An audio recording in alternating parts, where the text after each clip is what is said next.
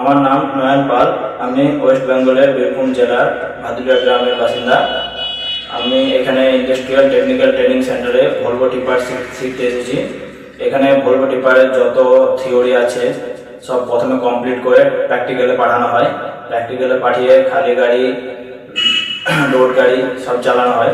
খালি গাড়ি প্রথমে লোডিং পয়েন্টে লাগিয়ে লোড নিয়ে ডাম্পিংয়ে খালি করি, আবার আবার লোডিংয়ে যায়।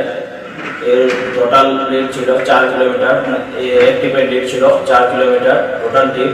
আমি 30 ট্রিপ করেছি। 30 ট্রিপে 120 কিলোমিটার আমি রাস্তা পর্যন্ত চালিয়েছি। এখানে আমি অপারেটরকে যে সমস্ত জিজ্ঞাসা করেছি যা গাড়ির সম্বন্ধে সব আমাকে বলেছে।